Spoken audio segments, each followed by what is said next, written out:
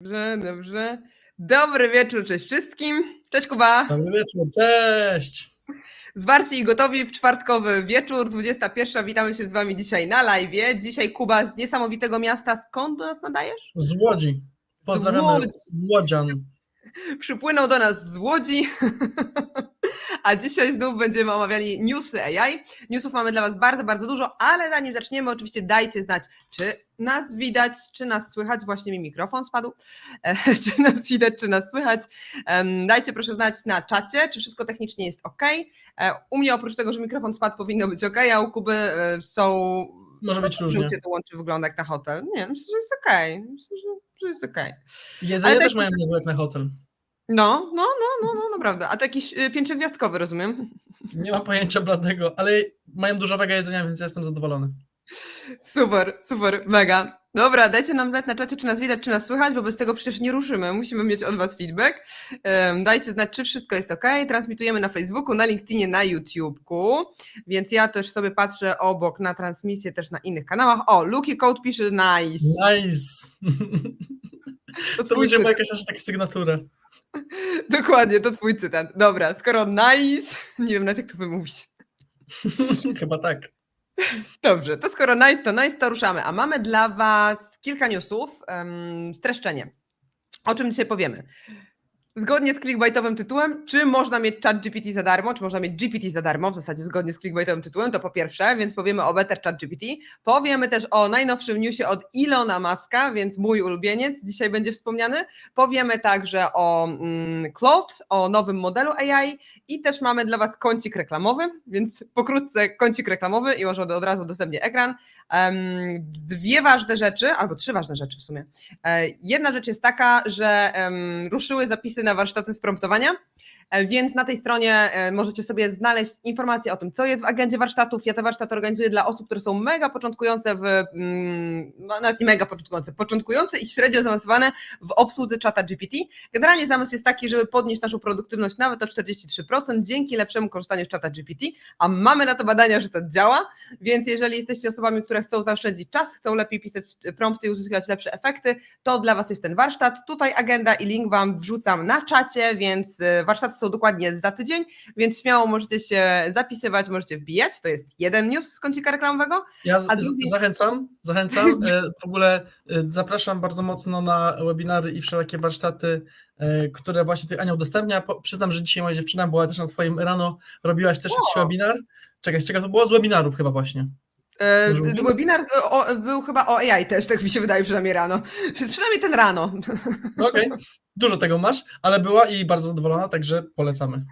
No to dobrze, no to się mega cieszę, no to mega fajnie. No dobra, to może drugi news z kącika reklamowego z kolei ty podasz, czyli naszą ulubioną konferencję w branży mobile, w branży IT, czyli Mobile Trends.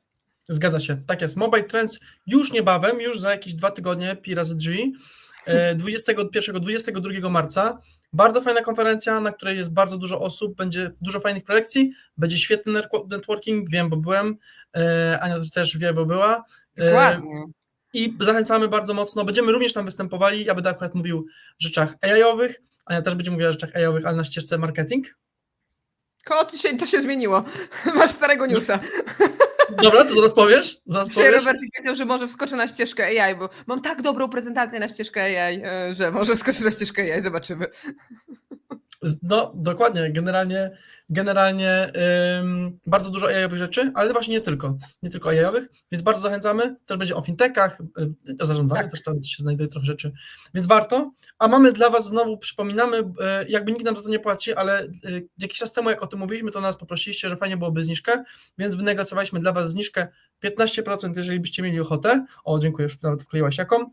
Gemini 15, Gemini dlatego, że o tym właśnie obiecaliśmy wam na odcinku o Google Gemini, o ich AI-u, że właśnie postaramy się taką zniżkę dla was załatwić, więc jeżeli ktoś ma ochotę, to zachęcamy oczywiście, żeby z nami być, zbić pioneczki i trochę posłuchać różnych ciekawych rzeczy.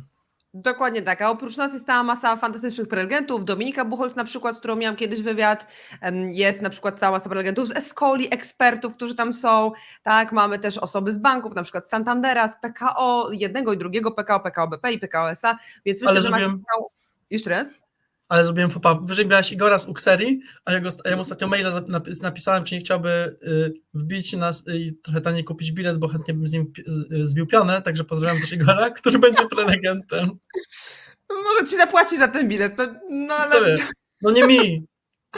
No w sumie nie tobie, no tak, organizatorom Mobile Trends, ale to anyway, tak jakby, tak czy inaczej, prelegenci będą wybitni, i w ogóle to też, co jest fajne, to, że na koniec jest gala, więc a propos zbijania piątek, to też, co jest fajne, to też możecie albo kupić bilet na konferencję i na galę, albo na samą galę, a gala jest naprawdę wyborna, byłam już dwukrotnie i to jest naprawdę mega fajny networking, możliwość porozmawiania z osobami z branży, z IT, z mobile, z marketingowej i przy okazji tej gali jest też gala.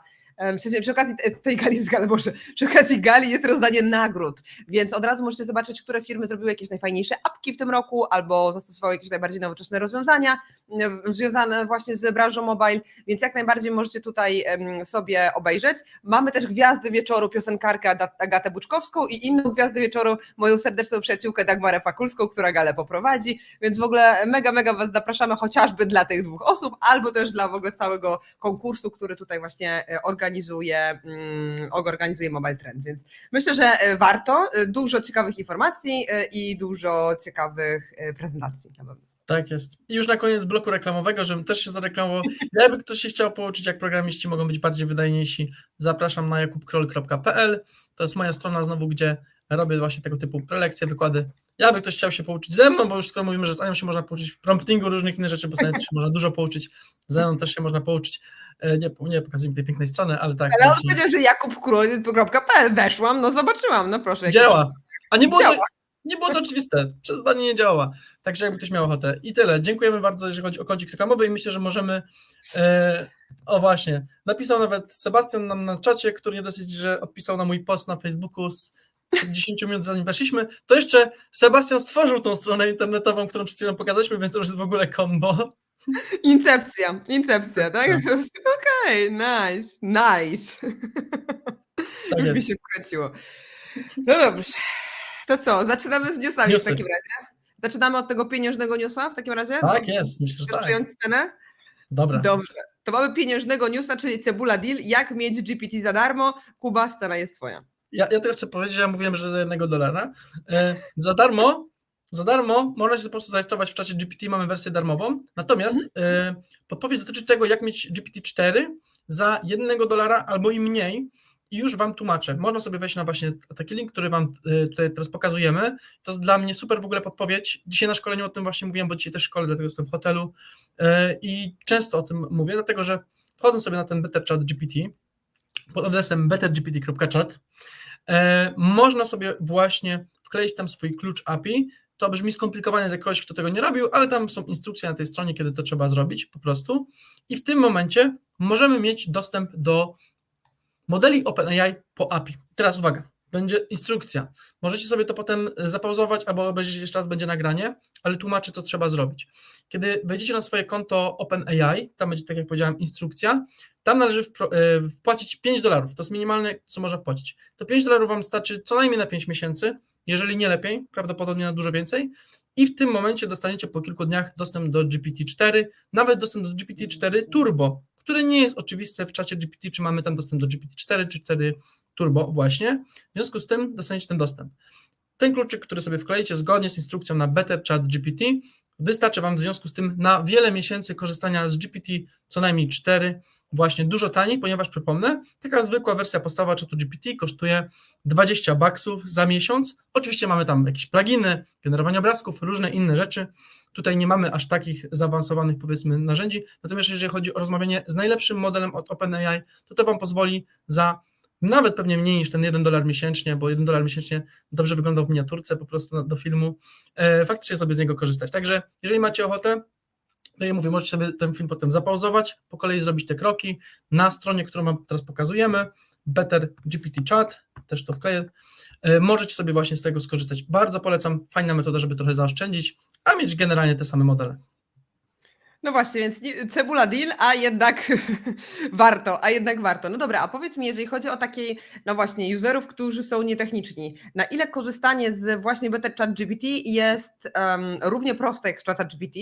No bo znów ktoś kiedyś mi, nawet dzisiaj na webinarze właśnie tym, który był o podstawach AI, o narzędziach Generative AI, ktoś, chyba Leonard mi skomentował, pozdrawiamy Leonarda, skomentował mi, że rzeczywiście Chat GPT to jest taka, że tak powiem, najmniejsza, nie użył tych słów, ale bieda wersja do korzystania z GPT-4, że zdecydowanie lepiej korzystać właśnie z Playgrounda albo chociażby z Better Chat GPT. Tylko pytanie, czy dla osób mniej technicznych, nie programistów, nie osób, które na co dzień na przykład tworzą rozwiązania machine learningowe, czy to będzie w miarę intuicyjne? No bo niby panel wygląda podobnie, jestem w panelu czata, mogę sobie tutaj napisać prompta, napisz mi, no nie będę marnować moich tokenów, ale mogę sobie napisać prompta i co, teoretycznie wynik będzie ten sam, lepszy, a może jednak lepiej coś tutaj wyedytować w tym głównym master prompcie? Super pytanie. Podzielmy je na dwie odpowiedzi. To w ogóle brzmi, jakbyśmy to wyreżyserowali, ale tak, to są super pytania. Po pierwsze, 3 rzeczy. Po pierwsze, na pewno nie jest prostszy, na pewno jest trochę trudniejszy. Proszę bardzo. Po pierwsze, nie jest to trudniejszy, ponieważ wymaga tych kroków związanych z kluczami API. To na pewno zajmie to kilkanaście minut, żeby to zrozumieć, jeżeli ktoś nie jest mocno techniczny. Natomiast potem użycie jest bardzo podobne. To jest jakby jedna część. Druga część to daje nam pewne większe możliwości. Jakbyśmy mogli jeszcze na chwilkę pokazać właśnie okienko, które przed chwilą pokazywałaś. Działa to bardzo podobnie, ale zauważ, że masz to u góry, to się nazywa system. To, co tutaj masz. Jakbyś sobie kliknęła tutaj na asystent, bo to chyba ty kliknęłaś, tutaj domyślnie jest system. Teraz system jest bardzo ważną rzeczą, której nie uświadczycie w czacie GPT, i możesz to kliknąć nawet. I co znaczy system? System oznacza, niektórzy na to mówią charakter, ja lubię na to mówić jaźń. Możemy wmówić, kim jest ChatGPT. Możemy sobie to zedytować i powiedzieć mu na przykład, że on udziela zawsze super odpowiedzi, albo jest super copywriterem, albo jest super marketingowcem, super programistą. Cokolwiek tutaj wpiszemy, on to przyjmuje jako swoje i stwierdzi, że okej, faktycznie w takim razie jestem taki super w tym i będę udzielać lepszych odpowiedzi niż udzielałbym normalnie. I to jest bardzo fajne. I trzecia. Czy mogę sobie tutaj napisać na przykład you are the best? Po polsku. O, no mogę po polsku? A jak rozumiem, że mam skasować całe, czy tylko pieszulnika? Tak, możesz skasować całe, tak. Okej, czyli jesteś, kogo chcemy potestować? Drodzy użytkownicy, zaproponujcie, drodzy widzowie, zaproponujemy. Czyli podał się jakiś pierwszy przykład, że jesteś kim? Na przykład? Programistą, copywriterem, specjalistą marketingu, cokolwiek byśmy chcieli od go zapytać, to możemy mu tutaj wmówić.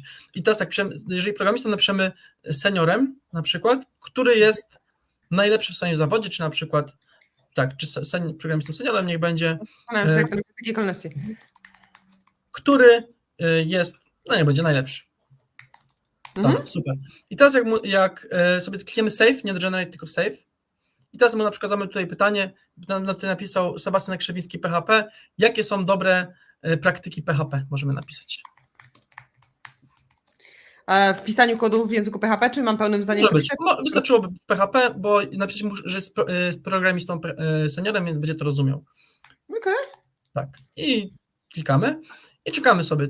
I on generalnie zacznie nam udzielać odpowiedzi lepszych, niż byśmy to mieli domyślnie w czacie GPT, gdybyśmy takich mu nie podali instrukcji. Więc to jest plus. I na końcu, moi drodzy, bo obiecaliśmy w tytule, jest jak można mieć GPT za darmo. Oczywiście można, jeżeli nie interesują nas te wszystkie rzeczy, nie chcemy mieć skomplikowanego, pamiętajmy, mamy Bing Chat.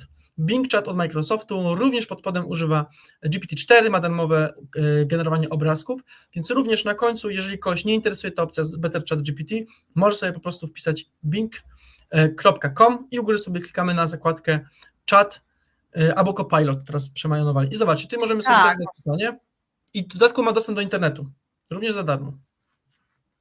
Nice, ale właśnie jak generowałeś sobie wyniki, to naprawdę to jest pod spodem w sensie GPT-4 i wyniki są 1 do 1 takie bardzo dobre?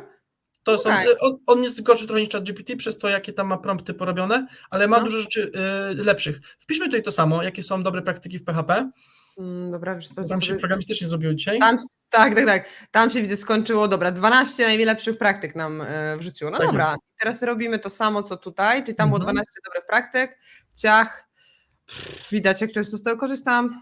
Dobra, mamy. Tak jest. I teraz zwróćmy uwagę na jedną rzecz. On będzie sobie tutaj pisał. Sądzę, że odpowiedź nie będzie aż tak satysfakcjonująca, bo zazwyczaj tak wygląda. Natomiast to, co dostajemy w Bing Chacie, i to bardzo polecam do tego Bing Chat, to zawsze podaje linki, na końcu mamy źródła. Te źródła nie muszą być prawdziwe, ale od razu sobie możemy otworzyć każdy i zobaczyć, czy to źródło jest prawdziwe, czy faktycznie o tym mówi. Do weryfikacji swoich informacji Bing Chat jest rewelacyjny. Okej, dobra, to w takim razie jeszcze pokażę na ekranie jedno obok drugiego, w sensie jakie mam tutaj wyniki. Tutaj w Better Chat GPT wystosowało nam 12 różnych dobrych praktyk. W Bing Chacie, fajnie to poformatował, nawet przejrzyściej to jest przynajmniej dla mnie. Piękne logo dołożył PHP, proszę. Też jest Tak. tekst inaczej sformatowany i mamy tych porad. Natomiast one są trochę takie bardziej miałkie, się wydaje.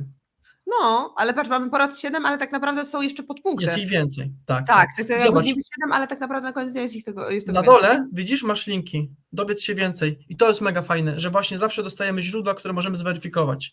I tak naprawdę uważam, że to z dużą przewagą Binga, także nie minęło 15 minut, no minęło 15 minut naszego live'a, już wiecie, jak można mieć GPT w formie prawie że czatu GPT za $1 albo mniej miesięcznie, albo w ogóle za darmo mieć GPT z Bingiem.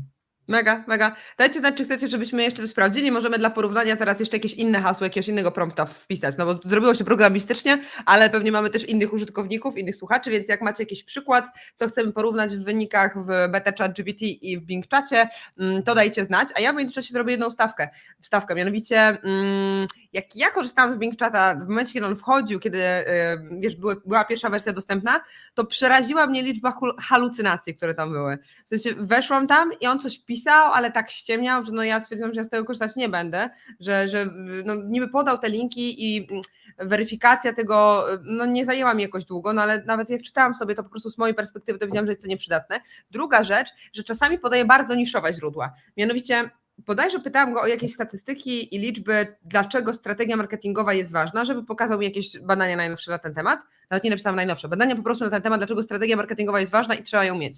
No i wystosował mi kilka statystyk i w sumie na mojej stronie internetowej znajdziesz te statystyki, co ciekawe, ale ja poprosiłam o tych statystyk kilka, potem jeszcze kilka, bo większość z nich była śmieciowych. Finalnie z 20 statystyk, które mi podał, nadawały się 4, tak? Więc tak średnio, bo wiesz, pokazywały jakieś statystyki z takich mega, mega niszowych blogów z krańca internetu. Nie jakieś Gartnery, nie Gartnery, takie duże, wiarygodne źródła, tylko właśnie z krańca internetu. Pytanie, czy z tym jesteśmy w stanie sobie jakoś poradzić, czy to rzeczywiście, może it's not a bug, it's a feature. Raczej nie feature, raczej to bardziej dlatego, że to się opiera na Bingu, jednak nie na Google. Jeżeli chcemy mieć informacje, które są bardzo mocno aktualne i rozumieją relatywność linków w internecie, nazwijmy to byśmy mogli z Google Barta wtedy spróbować.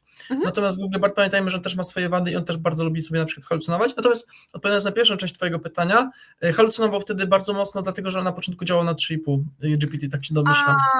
Okej, dobra, to wiele tłumaczy. Czyli tak naprawdę teraz korzystanie z Bing Chata już rozumiem, że nie jest aż tak obarczony halucynacjami i zdecydowanie lepsze będą te wyniki, tak? Dokładnie tak. I z mojego doświadczenia wynika, że większość tych rzeczy, które on podaje, są zdecydowanie fajne. No i plus, przypominam, mamy darmowe generowanie obrazków.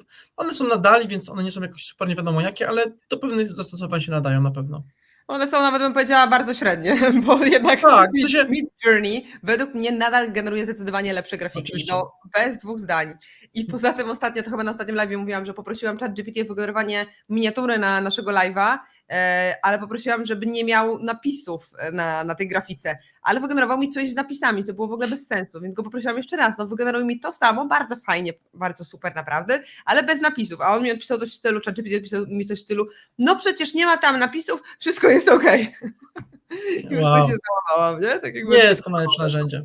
Ale generalnie oczywiście Midjourney jest lepszy, Stable Diffusion też jest lepszy, natomiast on nie jest dobry do fotografii, ale do na przykład jakichś abstrakcyjnych rzeczy, albo na przykład kosmos, tego typu, on do tego się akurat nadaje fajnie. To jest prostsze. Ale myślę, że to nie jest ostatnie słowo, jeżeli chodzi o DALL-E, coś jeszcze usłyszymy. Póki co, jak mówiliśmy na kilku odcinkach wcześniej, polecam też, żeby sobie zobaczyć. Sora, tutaj nagle się okazuje, że wideo potrafią robić. Przypominam, że mimo, że to będzie nowy model, który potrafi tworzyć wideo na podstawie tekstu i nie tylko, właśnie od OpenAI, ma rewelacyjne wyniki, również znaleźli technikę, która pozwala im generować zdjęcia z tego zamiast wideo, więc myślę, że za kilka miesięcy, tak jak wam mówiliśmy na tamtym odcinku, prawdopodobnie w okolicach grudnia, ale to z OpenAI różnie może być, zobaczymy dużo lepsze generowanie obrazów i wtedy to generowanie obrazów prawdopodobnie pojawi się i w ChatGPT, i później pewnie w Bingu. Mega, mega. Ja też od razu udostępnię wam na czacie link do tego odcinka, gdzie mówiliśmy o Sora, bo myślę, że to naprawdę mega fajny materiał. No on już 2 tygodnie temu, Boże, to taki AI News, ale to już taki, wydaje się teraz stary AI News, no bo to widzę, że 15 dni temu robiliśmy tą transmisję, ale myślę, że już ma 300 wyświetleń i myślę, że spokojnie więcej osób jeszcze mogłoby to obejrzeć, więc po prostu wy też klikajcie, oglądajcie, dawajcie łapki w górę, koniecznie, lajki, łapki w górę, żeby nam się chciało to nadal nagrywać, bo niektórzy się poświęcają dzisiaj, z hotelu nagrywają, to wymaga naprawdę... Tutaj tydzień temu, tak to jest. No dokładnie, inni tydzień temu, więc wiecie, my tutaj dla was specjalnie się staramy, więc jakbyście mogli nas nagrodzić lajkami, to będzie nam mega, mega miło. Fajnie, zakres na lajkowanie. Bardzo fajnie napisał gracz pierwszy tutaj. Bardzo podoba mi się swoją drogą nick. Nawet nie, że witam, tylko to, co po spodem napisał. Spoko, to już powinno być, ale się przestraszyli. Tak, Ale to do Sora. To może powiedzmy, bo o tym też bardzo dużo dywagowaliśmy, znowu odsyłamy do odcinka, zaraz wkleimy linka, dużo o tym, o Sorze mówiliśmy, natomiast OpenAI ma, wydaje się, dosyć słuszną taktykę, że jeżeli mają narzędzie, które prawie działa, bo oni też o tym mówią, że są pewne bugi, nad tym dalej pracują, to oni przez bardzo długi czas, i już jest ten proces, o tym wiemy, bo to ogłosili, udostępniają tak zwanemu Red Teamowi, który ma na celu nadużycie tego narzędzia i sprawienie, żeby robił rzeczy takie, które są niedopuszczalne. I oni są generalnie po prostu dopilnować, żeby to miało ręce i nogi, więc można powiedzieć tak, że się przestraszyli, ale z drugiej strony robią to w takiej wierze, o super. Ja uwielbiam to wideo, tak jak ja mogę go oglądać. Tak. Więc jakby robią to w takiej wierze, że narzędzie powinno być w miarę bezpieczne i przypomnijmy, że tutaj ciekawym przykładem, o którym też mówiliśmy tydzień temu, jest na przykład generowanie obrazów przez Google'owego AI, ponieważ okazało się, że bardzo chciał tam kolorowe różne postacie i nam tam afroamerykańskich nazistów, czy tam azjatyckich nazistów generował i już to narzędzie zablokowane od kilku tygodni bodajże. Dalej nad tym pracujemy. Tutaj OpenAI zawsze się stara, że to kilka miesięcy buforu sobie dać, bo tak, boją się, żeby to narzędzie po prostu nie miało czegoś niebezpiecznego. Ale właśnie ostatnio, w sumie dzisiaj na live też mnie ktoś pytał, kiedy to będzie dostępne dla zwykłej ludzkości i chyba to właśnie, tak jak mówiłeś, grudzień, prawda? Z tego Takie są przewidywania, ale to nie są oficjalne informacje. Ktoś sobie to wyliczył, ile miesięcy zazwyczaj dają na nowe narzędzie między Red Teamem a udostępnieniem i wyszło mu w grudniu. Dobra, no to I przecieki.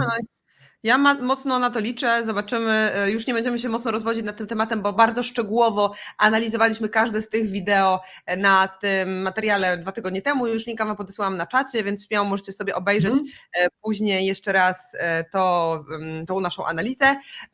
Natomiast... Czy możemy, jeszcze Aniu tutaj napisał gracz pierwszy między naszymi komentarzami, że chodziło o GPT-5 i robotykę, ogólnie o rozwój.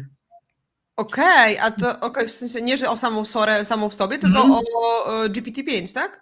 Tak. To powiem tylko tak, tytuł tutaj brzmi, czy można mieć GPT za darmo. Ja u siebie na LinkedInie udostępniając dopisałem, czy właśnie AI zyskuje samoświadomość. Poczekajcie do końca odcinka. Ostatni news, który wam dzisiaj powiemy, właśnie mówi o tym, że bardzo możliwe, że jesteśmy bardzo blisko przełomu uzyskania samoświadomości przez AI, więc być może powinniśmy się czegoś bać. Tyle na razie powiem. Warto czekać. Teraz zabrzmiało naprawdę groźnie. Okej, ale dobra, to żeby nie trzymać za długo w niepewności, to przejdźmy i tak do innego newsa. To do którego teraz proponujesz? Kolejnego. Zapomniałem, jaki jest kolejny. W sumie nam tylko 2 zostały. No dobra, Elon Musk. To w takim razie wiedzie Elon Musk, OpenAI and Elon Musk i w ogóle Rewelacja. ja nie zdążyłam tego przeczytać, jak mi to wysłałeś, Dobra. ale to jest news świeżutki z 5 marca, więc sprzed 2 dni, więc ja razem z wami się z tym zapoznaję. Autorzy, dobra, Greg Brockman, Ilya... Chwila. Zrobię wstęp, bo OpenAI znowu zrobił GigaChat Move, GigaChat, proszę bardzo, GigaChat GPT. Nice. Tak jest. Zrobił GigaChat Move i znowu zrobili coś mało profesjonalnego na swoim blogu. Ta firma zaczyna być trochę bardziej memiczna chyba niż powinna, ale jakiś czas temu mogliście usłyszeć, że Elon Musk pozwał generalnie OpenAI, że nie służą dobru ludzkości, tylko idą w stronę zarabiania pieniędzy, że mają open w nazwie, a te modele nie są open i w ogóle to mają bardzo skomplikowaną, bo mają skomplikowaną strukturę właścicielską, która pozwala, żeby fundacja w sumie była właścicielem firmy, która jest stricte nastawiona na zysk i ma po prostu udziałowców, czy akcjonariuszy właściwie. No i tutaj, że oczywiście ta firma jest zła taka, a Elon to tutaj by chciał dobra dla ludzkości, oni wcale dobra dla ludzkości nie chcą. I taki był news przed tym, co teraz pokazujemy, natomiast właśnie 2 dni temu stwierdzono, że opublikują maile, jakie Elon Musk pisał z zarządem OpenAI i z resztą ludzi, w których bardzo dobrze widać, że Elon Musk namawiał ich, żeby to było od razu nastawione na zysk i że Elon Musk chce mieć totalną kontrolę nad zarządem, bo jak nie, to się obrazi i dlatego wychodzi. What? Co? Dobre! Dobre! Ale i oni to w tym newsie oficjalnym... I tu są normalnie wklejone maile w ogóle, za chwilkę, tu jest podsumowanie. No, naprawdę, jest grubo, takie wiesz, taki blackmailing ze swoją byłą w wieku 12 lat, no to jest po prostu absolutnie śmieszne. Ej, no genialne, okej. Tak, może podsumuję te akapity szybko. Tutaj generalnie mówią o tym, w tym akapicie, który teraz mamy otwarty, że od samego początku mówili, że zbudowanie w ogóle AGI, że AGI w ogóle to jest ciekawe. Myślę, że od tego możemy zacząć, bo dużo osób może ciekawić. Od początku było ich celem, żeby zbudować tą generalną sztuczną inteligencję, której wiele osób się boi, na wiele osób na nią czeka. I faktycznie... A też właśnie powiedzmy, co ona potrafi, bo też są spekulacje różne, jak rozmawiam z ludźmi z różnych branż, bo nie tylko właśnie z naszej IT, ale też wiesz, z bankowości, albo ostatnio z samorządowcami też akurat miałam przyjemność być na konferencji, no to ta definicja AGI jest totalnie niezrozumiana, niespójna. I ja rozumiem AGI tak, popraw mnie, jeżeli się mylę, że AGI to będzie taka sztuczna inteligencja, która będzie w stanie wykonać wszystkie zadania tak dobrze jak człowiek, no bo teraz na przykład nie rozwiązuje zadań matematycznych, no on nie potrafi nawet wersów policzyć, ale świetnie sobie radzi na przykład z generowaniem tekstu, tak, z tłumaczeniem tekstu, natomiast jak będzie AGI, to będzie sobie równie dobrze radził z wszystkimi zadaniami, tak jakbyśmy skumulowali wiedzę wszystkich ludzi. No ja jestem dobra w marketingu, ty w IT, ale to AGI będzie dobre w każdej dziedzinie. Dobrze to rozumiem? Zgadza się. Dokładnie. I tak to generalnie można sobie uprościć, bo oczywiście mamy rozmyte, to nie mamy jeszcze AGI-a, natomiast dokładnie, mówi się o tym po prostu, że można będzie wstawić go za człowieka i będzie ciężko rozpoznać, że to nie jest człowiek, niezależnie od tego, jakie zadanie mu się da. Oczywiście nie mówimy tutaj o jakimś super niszowym, nie wiem, że nie będzie wiedział dokładnie, jak to jest spawać rury pod wodą, tak? W sensie to nie chodzi o to, ale że generalnie większość takich zadań, które wykonuje populacja, będzie w stanie wejść i wiedzieć, jak się je robi. Super, mega. No dobra, no i wracając do tego newsa, streszczając maila. Właśnie, tak. I tutaj stwierdzili wszyscy, że zbudowanie takiej AGI będzie bardzo drogie i na początku generalnie tam myślano o $100 milionach jako takiej początkowej inwestycji i Elon Musk, z czym zresztą reszta się zgadzała, stwierdził, że absolutnie $1 miliard to jest w ogóle takie minimum i że jak nie, to to jest ciekawe, nazwisko jest, potem jak będziemy w mailach jest wyszerzone, nie widać kto, przejmie władzę nad AI i ogólnie dużo to mówi głównie o Google i DeepMindzie, że absolutnie przecież nie, oni mają chyba tam napisane $800 miliardów na to i w ogóle wy to nie macie z nimi żadnych szans i co do tego się zgadzali, że jest potrzebne bardzo dużo pieniędzy. No i jakby na początku było o tym mówione właśnie. I to mamy ten pierwszy paragraf, potem możemy pojechać dalej. Why we and Elon recognize a for-profit... mój angielski czytał jest wieczorem słabszy. Dobrze, czyli oni razem z Elonem rozpoznali for-profit entity would be necessary to acquire those resources. Dokładnie. Okay. Czyli stwierdzono, jakby Elon się na początku powiedział, że on chętnie dołoży to, co będzie poniżej tego $1 miliarda, ale że absolutnie tego się nie da zrobić i jakby wszyscy się z tym zgodzili, nie da się tego zrobić fundacją. Ponieważ fundacja będzie musiała tak czy inaczej założyć coś, co ma akcjonariuszy, bo nikt im nie da $1 miliard tylko dlatego, że są organizacją pozarządową, są non-profitem. I tutaj się wszyscy na tym zgadzali, tak? To w tym akapicie. Dobra. Ciekawe, tutaj w ogóle w paragrafie 3 chyba, jak dobrze pamiętam, bo tutaj widzę, jest Elon im napisał, zresztą zaraz będziemy te maile czytali sobie, ale Elon im napisał, że wtedy, jeżeli będą mieć $1 miliard, to ich szansa jest trochę powyżej zera, że im się to uda zrobić. Poniżej $1 miliarda szanse są zerowe. Okej, no dobra. To rzeczywiście inwestycja musi być ogromna. Ale jest napisane też o partnerstwie to plan to build an AGI competitor within Tesla. Zobacz, i tu jest napisane. I Elon właśnie powiedział, że on w takim razie, zresztą to zaraz będziemy o tym mówili dalej, ale dobra, to możemy sobie zaspoilować. Zobaczmy tylko jakiś następny nagłówek, to sobie przypomnę, że to jest właśnie teraz. Okej, dobra, to w dobrym momencie teraz to zaczęliśmy robić, co pokazywałaś. Tak, i Elon stwierdził w każdym razie w pewnym momencie, że to wyżej jeszcze możemy, bo to było właśnie w tym akapicie. Wyżej? Znaczy w drugą stronę. Drugą stronę wyżej, niżej. Do góry tekst, to co było wcześniej. Czyli tu, że blisko zera. O, właśnie, tak. Tam w każdym razie, tutaj i w poprzednim paragrafie, generalnie Elon powiedział, że on da kasę, jaka będzie brakała tego $1 miliarda, ale on chce być w Radzie Dyrektorów, chce mieć całkowitą władzę nad spółką i większość udziałów, na co się nie zgodzili, bo powiedzieli, że nie może być tak, ponieważ to nie jest zgodne z ich misją, żeby jedna osoba miała całkowitą kontrolę nad AGI. I dobrze, bo Elon Musk, co by o nim nie mówić, jest czasami spoko, to by było może i dziwne. W każdym razie To tylko taki komentarz. W każdym razie Elon się obraził, powiedział, że on nie ma nic przeciwko, żeby oni poszli swoją drogą, ale że on w takim razie idzie do Tesli i on sobie w Tesli zbuduje swoje AGI i jego nie interesuje w takim razie współpraca z OpenAI. I dokładnie pisał o tym w mailach, które zaraz będziemy czytali, że są opublikowane. I wcale nie dlatego, że stwierdził, że ich misja absolutnie już nie chcą być otwarci. Absolutnie jest do tego, że nie mają być otwarci, od początku się z nim zgadzał i sam to sugerował zresztą. No i tutaj potem mamy oczywiście taki, w kolejnym tutaj mamy ustępie, jest za dużo tych umów czytam. Akapicie, ustępie, no dobra. No, tak.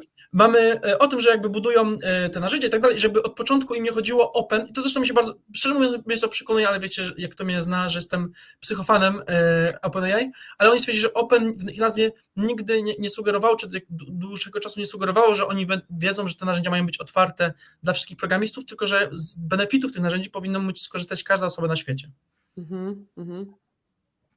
Okej, dobra. No, to zaznaczyłaś. Dobra. Ale dobrze to pamiętam, nie? No, dobry jesteś. Nie czytasz te newsy. Okej, dobra. Tak jest. O, i No i teraz zaczynają się maile i teraz to wszystko, co mówiliśmy, jest na maile. Jaki giga chat move po prostu. Nawet nie czekali, bo jakby ten pozew został złożony i tam zresztą zaczęła tam działać sądy amerykańskie, no ale chyba zanim zaczęły dobrze działać, no to już mają jakby maile do poczytania. No nie wiesz, to po prostu, no okej, dobra, From Elon Musk, tu Greg, dobrze. Sam Altman. No nie mogę, genialne. Czyli trzeba uważać teraz, co się pisze w mailach, tak? Ewidentnie.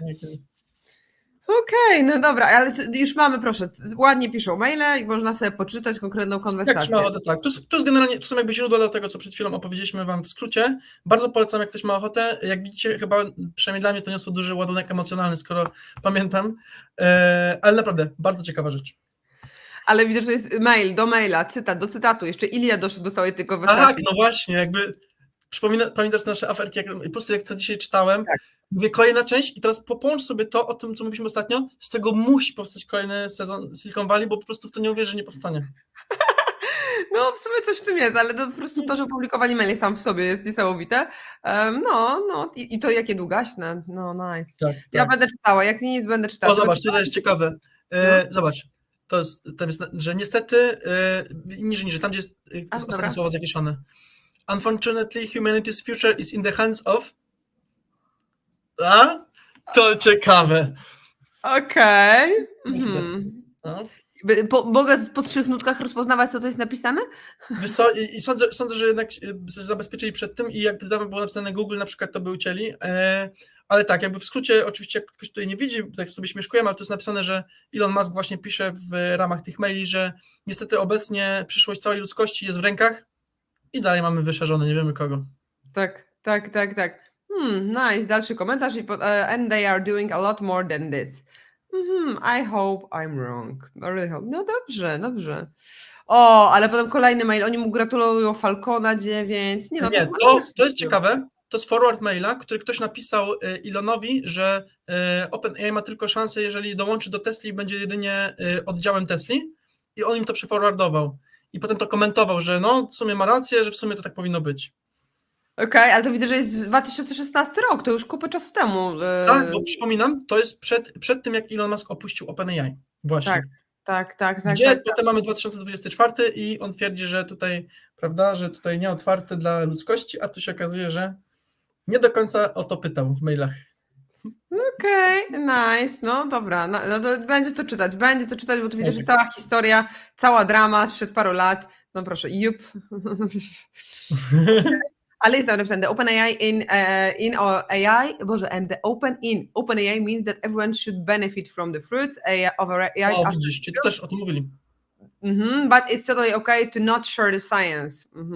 To też jest ciekawe, tak? Czyli open, spoko, że otwarte dla wszystkich, ale nie trzeba technologii, tak rozumiem, dzielić. Nie trzeba tego, co jest pod spodem. Okej, no i jep. No to skoro jep, to okej.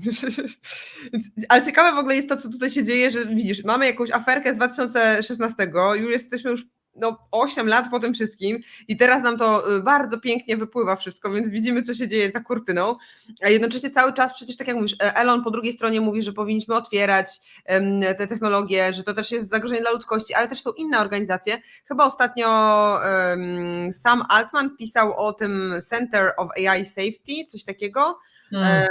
Oni też właśnie działają na to, żeby ograniczać ryzyka związane z AI, tak? Więc to jest jakaś tam jedna z pewnie kilkunastu organizacji, które mają mieć wpływ na to, jak żeby rzeczywiście redukować te potencjalne zagrożenia. Więc co ciekawe, mamy dwa nurty. Z jednej strony, dobra, za kurtyną dzieją się takie rzeczy, że sobie tam mówimy, że i tak OpenAI nie będzie otwierało tych możliwości gdzieś tam publicznie, a z drugiej strony są tego typu organizacje, które mają to nie wiem, chronić, redukować ryzyka, mitygować ryzyka. Pewnie tego byłoby dużo więcej, no bo to jest jakaś tam jeden przykład z organizacji, ale pewnie byłoby tego zdecydowanie więcej. Mam tutaj genialny po prostu absolutnie komentarz od Muri, który... O, Muri z nami ponownie, więc dzień dobry. Ponownie, dobra. Tak jest. A w ogóle to było kilka ciekawych rzeczy, ale dobra, tak, mamy od Muri w każdym razie na końcu, niech sztuczna inteligencja rozszyfruje tego maila. Trzeba powiedzieć, że to jest tak genialny pomysł, jeżeli te maile wyciekły podczas uczenia OpenAI, to jakby napisać uzupełnij dalszą treść i napisać mi początek tego maila, to... Ja to robię, ja w tym momencie to robię. Zadałeś mi świetny pomysł na prompta. Uwaga. Tak jak genialna. Ile mam mu wkleić w takim razie według ciebie? Czy mam mu wkleić? Wiesz co? Bo jestem ciekawy tam, gdzie pisali o tym, kto ma wszystko w rękach. Wiem, ale jak wkleję mu jeden mail bez kontekstu, jest ryzyko, że on to źle dokończy. Ja bym wkleił... Chyba kontekst wkleiła. Na przykład, poczekaj, to jest mail 1, 2, 3. O, dobra, na przykład odtąd. Dobra, to jest mail 1, 2 i w trzecim mailu jest and the winner is... Pokażmy przy okazji, jak działa Better Chat GPT, to możemy to w Better Chat GPT i w jaki sposób według Ciebie powinnam to wprowadzić w jakimś nowym czacie, nie? New chat, tak. No, i tutaj możesz napisać... User. Tak, system, możesz stawić system. Ja bym tutaj w systemie zedytował tą wiadomość i bym napisał, że znasz na pamięć wszystkie maile zarządu OpenAI i jesteś w stanie podawać luki w tych miejscach, o których zapomnieliśmy. Dostaniesz bana za to, ale dla was widzowie... Może nie. Może nie dostanę. Nie, na pewno nie. Ja wątpię, że ma to zgadł, ale jestem ciekawy. Które wszystkie luki w mailach. No, nie będzie. I save nie generate. Właśnie cały czas mi się myli. I tutaj wklejamy uzupełnij luki, czy... bo tak. Najpierw dajmy mu zapoznaj się z poniższym e-mailem, a następnie... Poniższymi e-mailami chyba, nie? No w sumie tak. Mi zależy tylko na tym jednym zdaniu. Uzupełnij zdanie. Mi zależy tylko na jednym zdaniu. Zobaczymy, co on zgadnie. Czekaj, to jedno zdanie brzmi... Aha, to za chwilkę to skleję. Tak. Czyli to jest całe.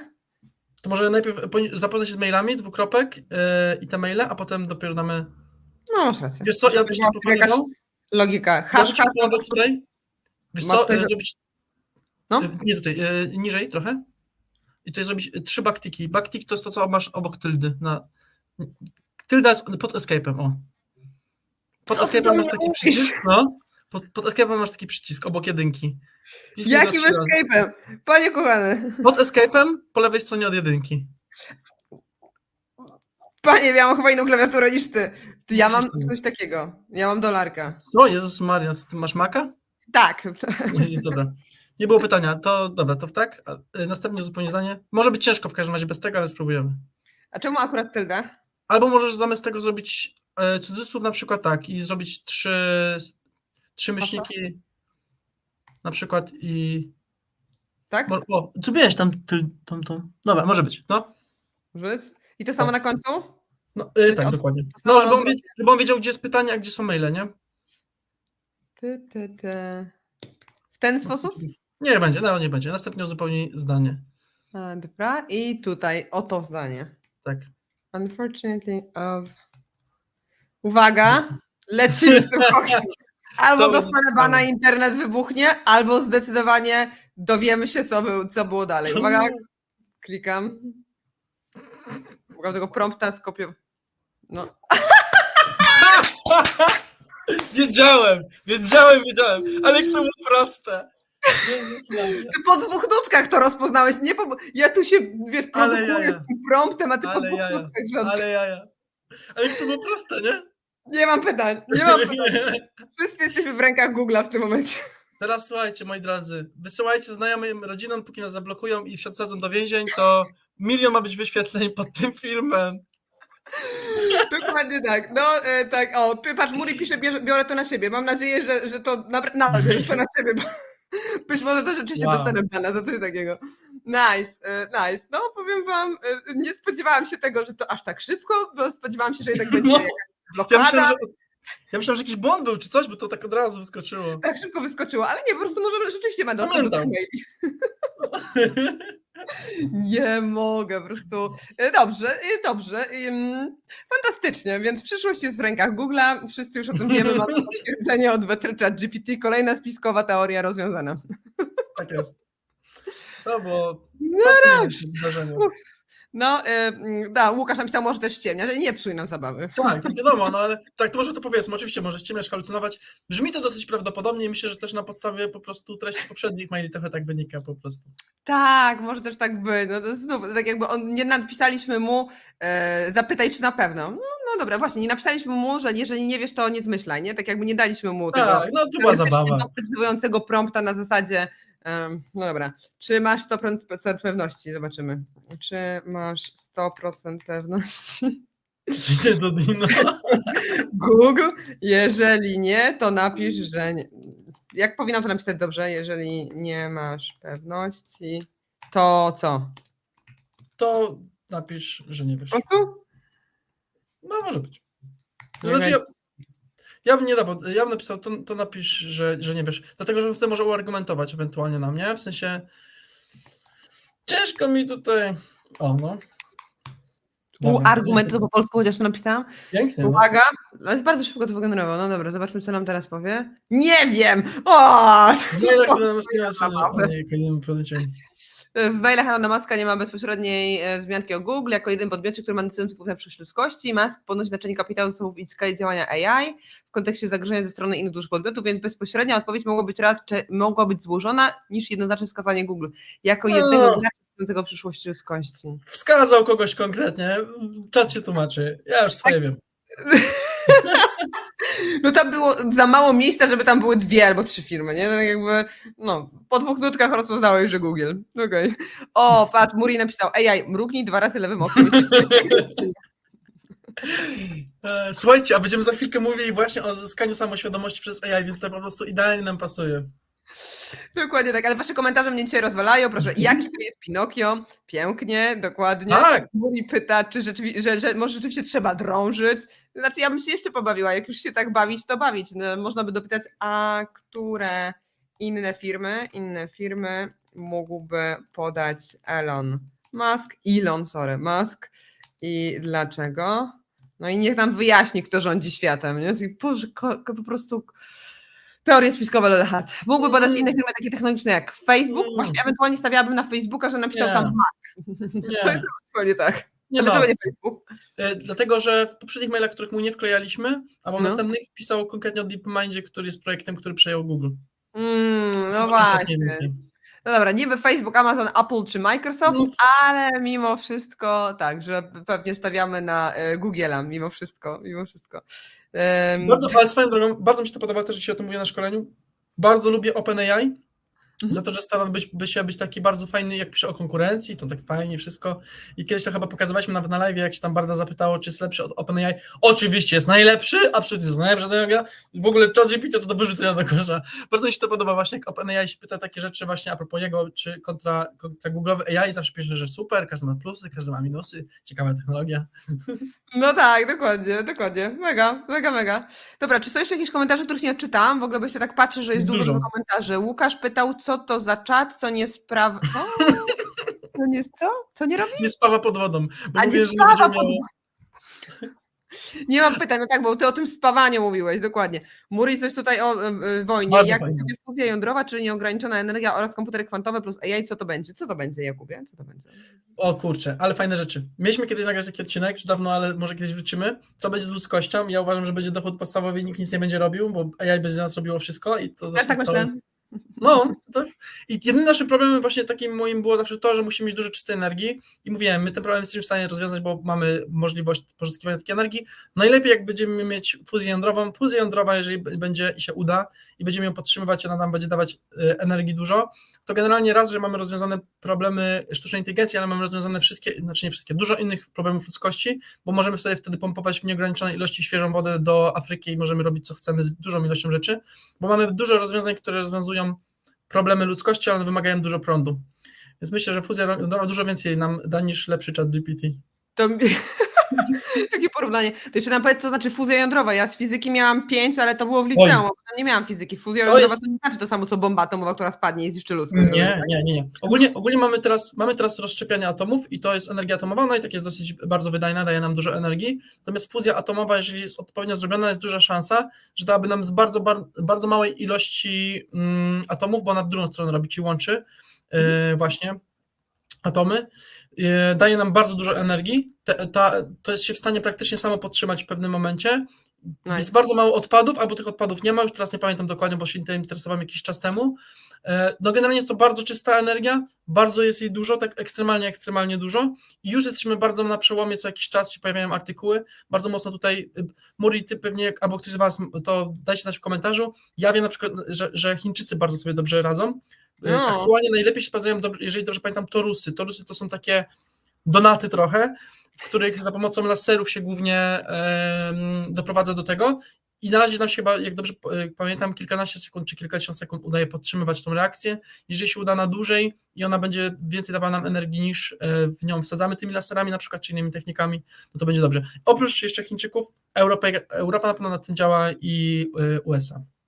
Nice, okej, dobra, nice. To w ogóle mega fajnie, że o tym powiedziałeś. My też o tym wspominaliśmy z tego, co pamiętam w tym odcinku. Trendy na 2024. Tam mówiliśmy też o dochodzie podstawowym.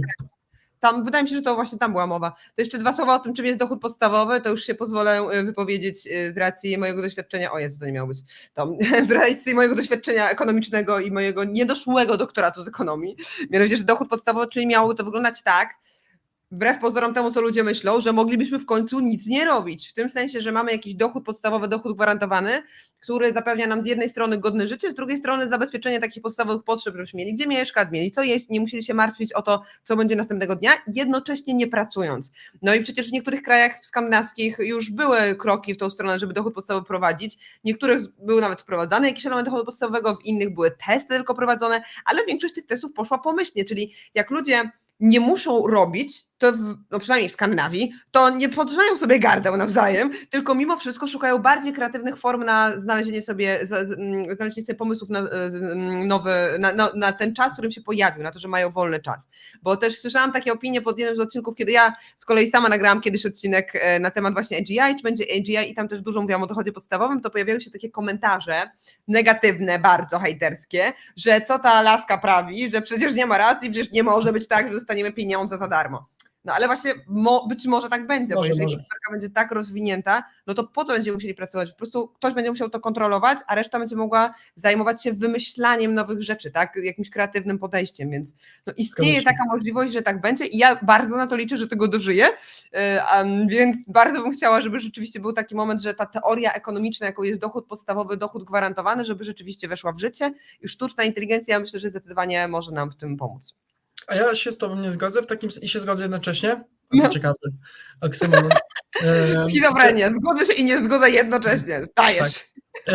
Bo ja niekoniecznie na to czekam, niekoniecznie mnie cieszy ta wizja, ale sądzę, że po prostu tak musi być i nie mamy innej możliwości. A ludzie, którzy twierdzą, że nie może tak być, bo jak może być tak, że dostajesz pieniądze z niczego, to troszeczkę chyba nie znają historii, bo jakby rozumiem sam koncept, że można tego nie rozumieć, no bo jak ma być, skąd się ma brać wartość, skoro nikt tej wartości nie robi, a każda wartość dostaje jeszcze więcej. To jest absolutnie absurdalne, ale tak było dotychczas. Ale zauważmy, że faktycznie jest teraz tak, w porównaniu nawet ze 100 lat temu, to już jest w ogóle też przepaść, a nie patrząc nawet dalej, że generalnie żyje nam się po prostu dostatnie, bo nie jesteśmy w stanie własnymi ręcoma, jak zjedziemy pod tą ziemię i jesteśmy tymi górnikami, to zamiast wydobywać, nie wiem, przepraszam, nie siedzę w górnictwie, zamiast wydobyć 5 kg węgla dziennie, możemy tonę, bo mamy maszyny do tego, a potem z tego możemy mieć energię, możemy jeszcze więcej rzeczy robić. I właśnie na tej zasadzie generalnie bardzo możliwe, że AI po prostu będzie nam tworzyło dużo wartości, która będzie rozdzielana wokół społeczeństwa. No.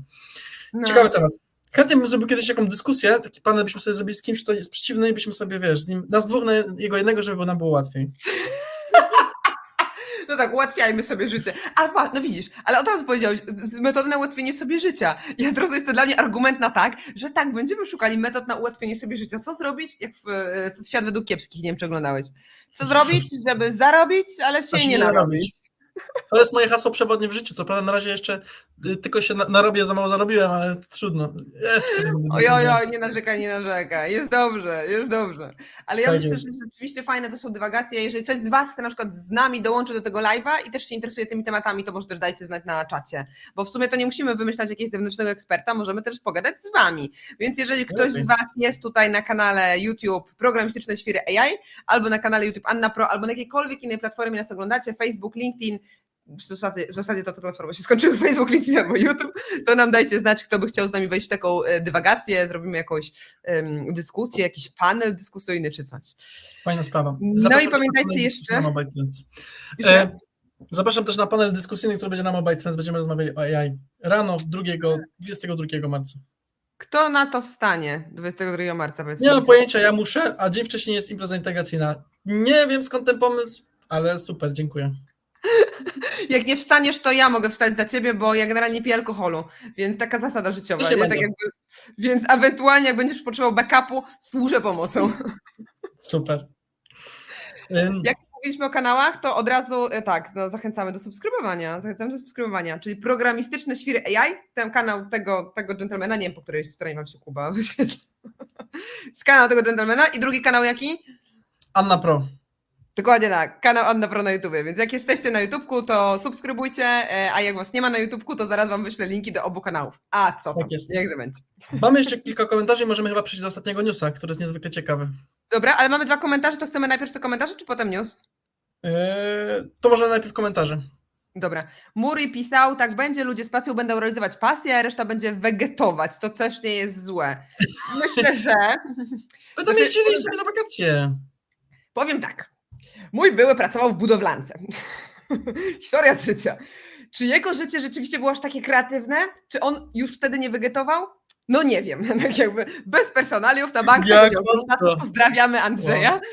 Ale tak czy inaczej myślę, że dużo ludzi tak w dzisiejszych czasach, no lubimy się nadal, ale w dzisiejszych czasach i tak jest dużo ludzi, którzy wegetują, niespecjalnie czują się zadowoleni z pracy, którą teraz mają, albo nawet bardzo często są ludzie, nie wiem, no nie znam takich dużo, ale może są ludzie, którzy żyją na zasiłkach i nie widzą jakiegoś większego celu w życiu, więc można powiedzieć, że już teraz wegetują, więc w zasadzie no nie zmieni to bardzo, bardzo dużo dla nich. Fakt, że może poszerzy to skalę ludzi, którzy nie widzą tego sensu w życiu, ale może rozwiązania różnego rodzaju albo większy kontakt z ludźmi pomoże nam odszukać ten sens w życiu. Trochę tak filozoficznie poszłam, ale no nie wiem, no ja na przykład mam cel w życiu, ja chcę rozwijać moją firmę, ja chcę mieć szczęśliwą rodzinę, ja chcę się sama rozwijać jako człowiek i ja to znalazłam, ale niektórzy z racji tego, że pracują from 9 to 5 w robocie, której nienawidzą, nawet nie mają czasu się zastanowić, co ja tam w życiu chcę robić. Tylko tak ciągną, wiecie, ten wózeczek od poniedziałku do piątku albo od poniedziałku do soboty i nie mają czasu na samego siebie. Więc wbrew pozorom może to będzie dobrze, że będzie dochód podstawowy. Może w końcu nie znajdą ten cel w życiu i przestaną narzekać, jaką to mają ciulową robotę. W pełni się zgadzam, dokładnie tak. Always look on the bright side of life. Dokładnie, dokładnie. Dobrze, gracz pierwszy pisał, widział nowego robota do malowania ścian. Podrzucę byłemu. Jakie to jest bezwzględne. Oj tam. To jeszcze Eliza pisała? I Eliza, dobra, skoro tak świetnie z dochodem podstawowym, bo sztuczna inteligencja da nam wszystko, to ogólnie wszystko możemy mieć za darmo, nie potrzebujemy pieniędzy. Słuchajcie, pieniądze, bardzo nie lubię jak ktoś narzeka na pieniądze, bo troszeczkę to jest tak jakby, nie wiem, ktoś przyszedł i nas zabił nożem i ja nienawidzę noży. Nie? Albo w sensie to nie ma żadnego znaczenia, to chodzi o to trochę jak działa ludzkość i pieniądze to jest tylko środek wymiany albo jakaś cyferka po prostu, żeby przedstawić jakąś wartość. To nie ma co się na pieniądze obrażać. To bardziej chodzi właśnie o to, że jeżeli będziemy w stanie mieć te pieniądze zapewnione tak, żeby godnie żyć, rozwijać swoje pasje, to trochę to będzie drugorzędne, mam wrażenie, a będzie część ludzi, która będzie miała ochotę tak zapieprzać za przeproszeniem i mieć tych pieniędzy jeszcze więcej i spokój, dla każdego to, co chce. To ja. To o nas. Jak A. go spytał, to o nas. Ale dobra, Eliza tutaj też podrzuciła ważną rzecz, że nie wiem, czy dasz radę znaleźć nową pracę, hobby, cel, jeżeli podstawowe wynagrodzenie, czy tam dochód podstawowy 1300. No pewnie, A ja że nie tak. sądzę, że 1300. Ja sądzę, chyba mówiłem w tamtym odcinku, w każdym razie to była taka moja myśl, uważam, że na dzisiejsze to mogło być, to nie jest tak, że mam te liczby, one są jakkolwiek poparte, ale że to mogło być na przykład 5000, nie? W sensie taka kasa, która jest w stanie dać nam godnie żyć i sobie pojeździć na wakacje. Tak, czyli że nie tylko, że jedzenie, picie i tyle, tylko, że trochę nam z tego zostanie. No taki miał być też zamysł tego dochodu podstawowego, że to nie ma być na podstawowe potrzeby, żeby nie umrzeć, tylko trochę więcej, ale też bez szału, żeby nie było tak, że no przynajmniej w tych teoriach ekonomicznych, które my omawialiśmy na magisterce, na doktoracie z ekonomii, że jednak mimo wszystko chodzi o taki dochód, który jeszcze trochę nam zostawi, ale też pozostawi nam ten niedosyt, żeby nie było tak, że każdy ma bańkę. Nie? Tak jakby też nie o to chodzi, nie Dokładnie. idźmy ze skrajności w skrajność. Zresztą to jest taka teoria, która się rozwija, zobaczymy, może za 2 tygodnie będziemy to rozwijać i zobaczymy. O, Eliza pisze, że póki co mówią o 1300. No Kto to mówi? mówimy o polskich warunkach pewnie jakichś pomysłów rządowych, a my tu mówimy bardziej globalnie, pewnie w skali świata, ale globalistycznie teraz brzmi, kurde, normalnie jak... Ale w każdym razie 1300 euro, niech będzie. I chciałabym zanotować jedną ważną rzecz. Zaczęliśmy mówić o pieniądzach i zaczęliśmy mówić o dochodzie podstawowym i liczba obserwujących w tym momencie wzrosła nam o 10. Chyba powinniśmy więcej mówić o pieniądzach, bo coraz więcej osób tam ogląda. Żyjemy w Polsce, oczywiście, ale Eliza, to co teraz mówimy, to... Żyjemy też w Europie, żyjemy też na świecie. Chciałabym tylko zaznaczyć, że Polska to nie jest mistrzem Polski. Mimo wszystko Polska jest też w Europie. Tak jest. W każdym razie to należy sobie, stosujemy sobie fantazje, które na pewno nie nastąpią w ciągu najbliższych kilku lat, tylko to będzie za jakiś tam pewnie dłuższy czas.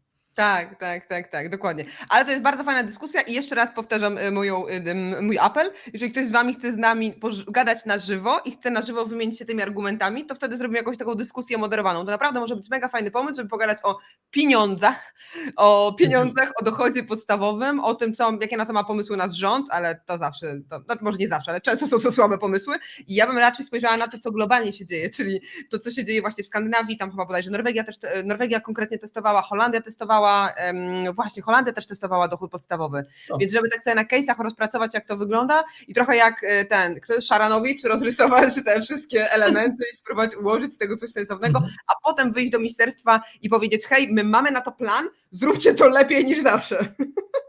Tak jest. A że ostatnio miałam przyjemność poznać bardzo miłych ludzi z Ministerstwa Cyfryzacji, pozdrawiam Marię, pozdrawiam Martynę, to może akurat uda nam się rzeczywiście wprowadzić coś w życie. A co tam, możemy spróbować, czemu nie? Oni są wbrew pozorom, ja tak trochę hejtuję i się śmieję, ale no, tam jest coraz więcej nowych osób, młodej krwi, świeżej, są coraz bardziej otwarcie na różne pomysły, więc czemu Ich nie? cała nadzieja, tak jest. Dokładnie tak. Dobra, Adrian pisze, ludzie gonią za pieniądzem kosztem zdrowia, chcą żyć godnie, a na życie nie mają czasu. No, to jest Mówiłaś prawda. filozoficznie, ale tak jest. No. Albo tak. jak w tym memie, że gonimy za pieniędzmi, tracąc zdrowie, a potem wydajemy pieniądze, żeby sobie naprawić to zdrowie. No i byleby nam starczyło tych zarobionych pieniędzy na to, żeby to zdrowie nadrobić, to byłoby zajebiście, nie? Tak jakby, miałam nie przeklinać w odcinkach. Znowu kolejny odcinek przekreślony, nie udało się. Demonetyzacja. Ale właśnie, a propos tego, co Adrian napisał, to też myślę, że to jest fajna dywagacja na zasadzie, że ilu znasz, to pytanie ty, Kuba, ilu znasz ludzi naprawdę dobrze zarabiających, albo nawet milionerów, którzy rzeczywiście mieli taki etap w życiu, albo nadal mają etap w życiu, który wymaga od nich, żeby bardzo mało spali, żeby bardzo mało też jedzą. Często w ogóle znam takich ludzi, którzy pierwszy posiłek jedzą o 17, bo od początku pracują od kiedy wstaną, potem do 17 po prostu zachrzaniają i dopiero wtedy coś zjedzą, co totalnie nie jest zdrowe i na początku się w ogóle nie odbije na zdrowiu i tak można pociągnąć rok, 2 czy 3. No ale potem może to się odbić na ich zdrowiu, albo nawet znasz może ludzi, którym to się odbiło na zdrowiu, bo ja na przykład, akurat to trochę historia, że tak powiem, legenda miejska, mój trener personalny mi opowiadał o takim gościu, który do niego chodził, pozdrawiamy Wiktora, jeżeli nas ogląda, więc bo opowiadał mi o takim gościu, który chodził do niego na treningi i też właśnie tak mega dużo pracował, no i w pewnym momencie przestał chodzić na treningi i co się okazało po jakimś czasie, koleś w wieku tam 40 paru lat miał 2 zawały serca. Masakra. Więc słabo, nie? Nie byłem tydzień na treningu, więc mnie nie strasz. Ja dzisiaj byłam na treningu. A, Udało się. Drugi raz tak w tym jest. tygodniu i No to pewnie teraz- ostatni raz w tym tygodniu. Odpowiadając na twoje pytanie, to ja myślę, że to możemy sobie kiedyś zrobić taki podcast bardziej lifestyle'owy, ale myślę, że to wszystko zależy od tego, jakie ktoś ma priorytety. Są tacy, którym zawsze będzie za mało, a są tacy, dla których coś jest wystarczające, są tacy, którzy mają po prostu realistyczne cele albo ambitne, ale jak je spełnią, to faktycznie są w stanie dobrze żyć. Ja mam wrażenie, że dużo z moich znajomych, którzy faktycznie jakąś tam kasę osiągnęli i chcą żyć dobrze, to po prostu żyją dobrze. I to wszystko jest teraz kwestia na końcu, bo teraz pytasz, czy zapieprzają, zarywają nocki. Kwestia charakteru trochę, nie? Na przykład ty lubisz zapieprz, ja też lubię zapieprz. Ja nie sądzę, że jakbym miał wystarczająco dużo pieniędzy, to żebym z niego całkiem zrezygnował. Pewnie nie zawsze bym aż tyle pracował, ale co jakiś czas pójść sobie na hackathon i nie przespać kilku nocy, fantastyczne uczucie. No tak, tym bardziej, że to nie dzieje się tak, że pewnie codziennie nie śpisz, tylko są po prostu jakieś momenty, przynajmniej tak mam, że mam jakieś momenty, kiedy śpię mniej albo śpię ograniczoną liczbę czasu.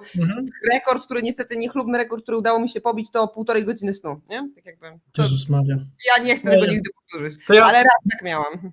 Ja nie chcę, może na ten temat dużo mówić, ale bardzo się interesuję kwestiami zdrowotnymi i sen to jest jedna z najważniejszych i świętych rzeczy w moim życiu i zdarzyło mi się całkiem niedawno na przykład zakończyć związek, bo nie mogłem się wyspać i uważam, że... Jesteś na rynku wolny? Nie, absolutnie. Nie, to już jest zajęte. Nawet moja piękna tutaj coś pisała, pozdrawiam Izę, na czacie, ale już tyle było komentarzy, po prostu nie. Ja myślałam, że to jest ogłoszenie matrymonialne, właśnie żeńska część naszej publiczności już się ucieszyła. Nie, absolutnie nie. Too late, przepraszam, dementuję, jest zajęty. Mamy jeszcze jeden news, a mamy już 59, dawaj, bo to jest super news. Lećmy w takim razie, dobrze, lećmy, bo po prostu mi się chyba poziom skupienia wyłącza momentami. Tym bardziej ostatnio Sebastian dawał jakieś ogłoszenie matrymonialne, więc się po prostu już skojarzyło mi a propos. Anyway, już parę. To Robert był, tak. Ale Robert dzisiaj w barze jest tego, co napisał na początku. Dobra, słuchajcie, Cloud 3 wyszedł. Krótko może, ale myślę, że warto zgłębić ten temat, ponieważ jest mega ciekawy. LLM i bardzo mi się podobał taki opis, który widziałem, że to był taki LLM trochę jak tutaj takie były memy, że tam wszyscy się bawią, ich tam bawi ChatGPT, tam Gemini bawi, to wszyscy jakoś tak Antropika trochę z tymi ich cloudami zlewali. Robert też pozdrawiam, bo Robert pamiętam, że się bawił, no ale to nic takiego rewelacyjnego było. I wydali niedawno Cloud 3. I teraz uwaga, kilka rzeczy ciekawych, to powiem może tylko 3 i one są mega fajne. Po pierwsze, Cloud ma też 3 wersje wielkości i w większości jest dużo lepszy od wszystkich dostępnych modeli LLM-ów, co jest bardzo ciekawe. Właśnie to są te 3 wielkości, dokładnie tak. Niestety trzecia wielkość, ta największa, będzie co prawda udostępniona dosyć niedługo, albo być może nawet już jest, ale będzie kosztowała kolejne $20 za miesiąc. Natomiast, i teraz uwaga, ma okno kontekstowe, które może działać powyżej 1 miliona, na razie ono nie jest odblokowane, czyli możemy tam znowu wkładać całe książki. I teraz rzecz, która jest z tym związana, o której chciałem w sumie najbardziej powiedzieć, to jeszcze 2 może.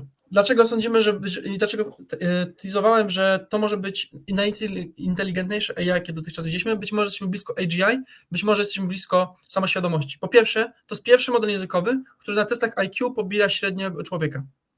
Nice, okej, czyli to, co mówiliśmy wcześniej w kontekście tego, że AGI ma być tak dobre jak ludzkość, a jak ludzie, to teraz nawet pobił w testach, tak? O, mega, dokładnie. Ale testy matematyczne... Testy IQ właśnie, to jest najciekawsze. Dobra. Średnio, jak dobrze pamiętam, Gemini i GPT miały chyba tam około 80, czyli chyba podobnie jak jest średnia ludzka. Natomiast aktualnie, jeżeli chodzi właśnie o Cloud 3, to on ma powyżej 100 na teście IQ, więc jest to bardzo wysoka wartość, bo podbita praktycznie o 20 punktów od poprzednich LLM-ów, więc mamy coś, co jest prawdopodobnie inteligentniejsze niż człowiek. I teraz uwaga. Jeszcze lepsze, ciekawe, samoświadomość, uwaga. To są pogłoski, znaczy to nie są pogłoski, ale ogólnie jest taki eksperyment, on się nazywa igła w stoku siana. O, super, tu masz te wyniki. Zwróćcie to uwagę, jak one są, nie we wszystkim, ale w większości rzeczy one pobijają przez tak naprawdę wszystko inne, co mamy, a zobaczmy, że oni się tutaj porównują z GPT-4 i Gemini 1 Ultra, więc wydaje się, że wzięli sobie wysoko poprzeczkę, założyli. Chociaż ta różnica nie jest tak spektakularna. Nie jest aż tak spektakularna, natomiast na przykład jak sobie zobaczy ten drugi, tak. to już jest spektakularna. Aha, okej, ale w sensie oni nie zdali. Nie podchodzi, tak. Nie podchodzili. Być może nie bez powodu nie podchodzili, ale no rzeczywiście w każdym innym teście, proszę, 95%, 94%, 60%, math. Tak, to słabiej. W matematyce radzi sobie słabiej. To jest akurat coś, co potwierdzi. No ale patrz, słabiej, ale i tak najlepiej ze wszystkich. To jest w ogóle ciekawe. Tak? No. Zobacz, matematyka, math, problem solving 60%, gdzie GPT-4 52, a Gemini 1 Ultra 53, a 1 Pro 32. Tak. Więc to co ciekawe, też w kodowaniu, to jest kolejny kod Human Eval, to oznacza, że pisanie kodu, które zostało sprawdzone przez człowieka, radzi sobie zdecydowanie lepiej niż GPT-4 i Gemini Ultra, nie? I tutaj już mamy też kilkanaście punktów procentowych w niektórych przypadkach. No, ogólnie jest dobry. Tak. Ale dobra, bo chciałem opowiedzieć o najciekawszym, co będzie. Jest właśnie taki, jak się sprawdza, czy model językowy ma bardzo długą pamięć krótkotrwałą. Daje mu się na przykład całą książkę, grubą książkę i się wstawia jakieś losowe, bezsensowne zdanie w sam środek, albo gdzieś po prostu losowo i się go pyta o to zdanie. I to już pokazuje, bo człowiek nie potrafi tak zrobić, że przeczyta całą książkę na raz, w kilkanaście sekund i powie, tak, pamiętam to zdanie, było na stronie 284 z 600. On sobie z tym poradził i oprócz tego, że sobie z tym poradził, bo dużo LM-ów sobie z tym poradziło, ostatnio pokazywali to w Gemini, to miał drobne oznaki samoświadomości, bo oprócz tego, że rozpoznał, to dopisał zdanie mniej więcej w ten deseń. To zdanie, które było tam w środku, wydaje mi się, że ktoś dopisał, żeby sprawdzić, czy uważnie czytałem tą książkę. Zwracał się do siebie, jakby zwracając uwagę, że widzi, że ktoś to chyba zrobił, jakby żeby go przetestować, żeby go sprawdzić, jakby taki drobny twist zrobił, który tak troszeczkę wyglądał świadomie. Wiadomo, to nadal tylko LLM, ale może już jesteśmy bliżej samoświadomości niż się wydaje. No właśnie mi szczęka opadła, zbieram szczękę z podłogi, bo tak jak mówisz, człowiek mógłby po prostu pominąć to zdanie. No, jak czytasz, jak mówisz, przykładowo 600 stron książki, no ile z tego zapamiętasz? Ja znam badania, które pokazują o tym, że w momencie jak zapoznamy się z jakimś materiałem, to tak naprawdę po 10 minutach od przeczytania tego materiału już 40% zapominamy. Czyli no tak naprawdę już prawie połowa nam uleci, po jednym dniu pamiętamy już tylko 30% i potem to maleje. Czyli jeżeli nie powtarzamy materiału, to badania naukowe pokazują, że po prostu nam ta wiedza ulatuje.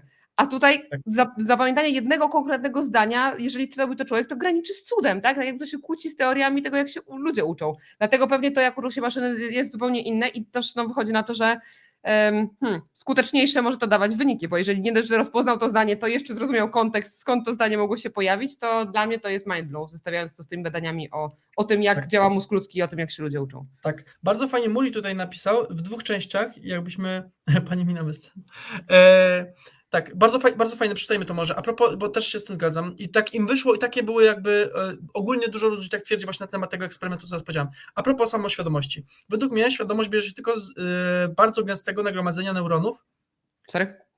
Przerzuciła mnie, chciałam przerzucić, proszę. Czyli de facto właściwość emergentna. Nie widzę przeciwwskazań, żeby, i tam mamy dalej długą część, maszyna nie mogłaby według tej definicji uzyskać świadomości. I właśnie tutaj stwierdzono, że być może po prostu zrobiono tak bardzo inteligentny element, że troszeczkę po prostu tą świadomość sama się pojawiła jako taka właściwość cecha. What? W ogóle nie rozumiem, co to znaczy właściwość emergentna, ale że się pojawia po prostu razem z wzrostem inteligencji. Okej. No to, czekaj, bo tu wchodzimy w jakieś teorie ewolucji w tym momencie. Dobra, to miałoby sens w sumie, bo patrząc na to jest jedna z wielu definicji. Bo ogólnie nie ma w środowisku naukowym zgody co do tego, czym jest świadomość, przynajmniej z materiałów, które ja gdzieś tam sobie czytałem, oglądałem, bo różnie się o tym mówi, ale jedna z takich, która jest bardzo mocno uznawana, to jest po prostu, że to jest cecha po prostu, którą się nabiera razem z inteligencją, nie? Czyli tak jakbyśmy powiedzieli to, że potrafisz skakać, to jest po prostu cecha wtórna tego, że coraz lepiej się potrafisz ruszać, masz coraz lepiej zrobiony szkielet na przykład i mięśnie, nie? A niekoniecznie, że jest to jakaś super, nie wiadomo, cecha skakanie, wow, nie? Że być może tak samo jest ze samoświadomością. Po prostu zwykła naturalna rzecz, jak masz bardzo wysoko rozwiniętą inteligencję. Mega, wow, dobra. Nadal zbieram szczękę z podłogi, aż widzę Adrian Woźniak napisał pani Mina bezcenna. Tak jest. I uwaga, dodajmy do tego na końcu takiej szczypty smaczku największej. Nazwa Claude tego modelu językowego wzięła się od gościa, który powiedział mniej więcej takie słowa, teraz nie cytuję dokładnie, że niedługo zbudujemy maszyny, dla których my będziemy tak, jak teraz są dla nas psy. No także.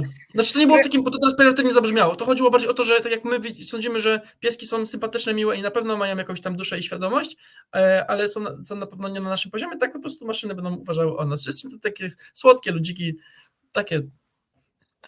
O nie mogę. Ale czekaj, to Claude jako sam Claude, co znaczy to słowo tak dokładnie? To jest nazwisko gościa właśnie, który powiedział te trzy słowa. Zaraz to znajdę. Okej, nice. Ja w międzyczasie zajmę się sekcją komentarzy. Muri pisze, że po prostu chodzi o ilość. Tak przecież, to przecież tak jak działa AI. No naprawdę, Muri myślę, że to co piszesz ma sens i tak jak sobie myślę o teorii ewolucji, to rzeczywiście to to byłaby teoria ewolucji do AI, którą w tym momencie dorabiamy i tłumaczymy, więc myślę, że jak najbardziej tak. Eliza pisze wieje grozą. Znaczy nie wiem, czy wieje grozą, no bo w sumie jeżeli nawet ta teoria z pieskami byłaby słuszna, to przecież nikt z nas się nie zabiera za mordowanie piesków, oprócz Chińczyków, którym bardzo smakują, ale generalnie Dokładnie. raczej kochamy pieski, trzymamy je w domach, Dokładnie. mogę Mruczysława pokazać, kota też trzymamy w domach. Dokładnie. Ja mam to samo zdanie, bardzo mi się to podoba, co powiedziałeś. Ja też nie uważam, że to będzie tak, że będą nas całe mordować. Ja przypomnę, o tym też chyba rozmawialiśmy już dawno temu. Po co miałoby nas mordować AI? My w ogóle AI-owi nie przeszkadzamy i szybciej byłoby mu w ogóle wylecieć na inną planetę, bo nie musi oddychać, jakbyśmy mu przeszkadzali tak de facto. I sądzę, że będziemy po prostu takim zabawnym dla niego stworzonkiem niższego szczebla i może by sobie z nami tam po prostu współgrać. No jakby nie ma żadnego sensu, żeby nam zrobiło krzywdę albo nas gdzieś tam ograniczało tak naprawdę AI. Ej, W takiej wersji faktycznie samoświadomej nowa cywilizacja, nie? Tak, ale to jest w ogóle szalenie ciekawe. Znaczy, wolałabym, żeby tak nie było, wolałabym, żebyśmy wszyscy byli na równi, ale z drugiej strony, bo wiesz, bo ego mówi, nie, no przecież maszyny nie będą od nas mądrzejsze, nie możemy tego prowadzić, człowiek musi być najlepszy, ale z drugiej strony, jeżeli taka ma być kierunek ewolucji, to w sumie I'm okay with that. Dochód podstawowy by dali, byleby mi dali dochód podstawowy. Pieski też mają dochód podstawowy, prawda? No i- Mają karmę. Dokładnie to samo. Ej, Jezus Maria, to strasznie wszystko łączy w całość logiczną. No tak jest. Dokładnie, my dajemy pieskom i kotkom jedzonko i je przytulamy i je głaskamy, tak samo AI nam da dochód podstawowy i będzie daj człowiek, o tak, tak. Bardzo ważna jest twoja praca. Twoja firma bez ciebie upadnie. Nie mogę. Dobra, zacznę chyba bardziej analizować zachowanie mojego Mruczysława i czego dobrze traktuje. Nie, tak jakby, nie, no ale dobra, wszystko się zgadza. Mruczysław dostaje michę 3 razy dziennie, przytulanko raz dziennie, jak chce więcej, to przychodzi i też dostaje przytulanko. Nie, no potrzeby ma zaspokojone. Nie. Idealnie. Jest okej, jest okej. Mogę być takim Mruczysławem. Tylko, że jak to AI potem odsłucha i będę pierwsza do strzału. Okej, dobra. Przechodząc do sekcji komentarzy. Gracz pierwszy pisał: Ania, daj linka do kanału. Wrzucałam wam linki do kanału, wrzucę za chwilkę jeszcze raz. Subskrybujemy kanał Anna Pro na YouTube oraz subskrybujemy kanał Programistyczne Świry AI. Więc oba tak, dawajcie lajki. Teraz jest czas na lajka. Dawajcie lajki i dawajcie suby, bo to pomaga nam tworzyć jeszcze więcej materiałów, pomaga nam zyskać większe zasięgi, a to nam daje motywację do tego, żeby coraz więcej nagrywać. Więc śmiało dawajcie suby na obu tych kanałach. Też pytaliście, tutaj było jeszcze jakieś pytanie. To był komentarz. Gracz pierwszy też pisał, że na razie modele są blokowane. Czemu mi ten komentarz nie wskoczył? Dobra, się mi przyblokował StreamYard. Na razie te modele są blokowane, co sprawia, że stają się programami oparte na sieciach neuronowych. Prawdziwe AI nie jest jeszcze dostępne. Chciałabym wyświetlić ten komentarz, ale coś mi się Znaczy, wiadomo, tak, to jest, dużo osób to podnosi, dużo osób mówi, że to nie jest prawdziwe AI, bo uważa, że AI to jest to, co w science fiction. To zależy, jak się rozumie AI. Jeżeli rozumiemy AI, a ja lubię tę definicję, jako program komputerowy, który ma naśladować część mózgu ludzkiego, to uważam, że AI mamy. Lepszego, ale mamy. No, ja też jestem zgodna z tą. Halo? Czy to mnie nie ma? Czy ciebie nie ma? Dajcie znać, czy nie ma Ani, czy nie ma mnie. Bo nie mam pojęcia.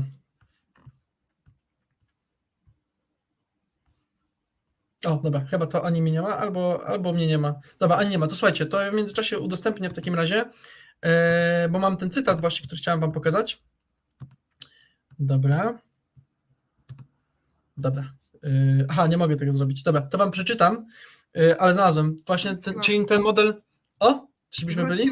Dobra, a ja to opowiadałem, widzisz, tak miło wyszedł ty.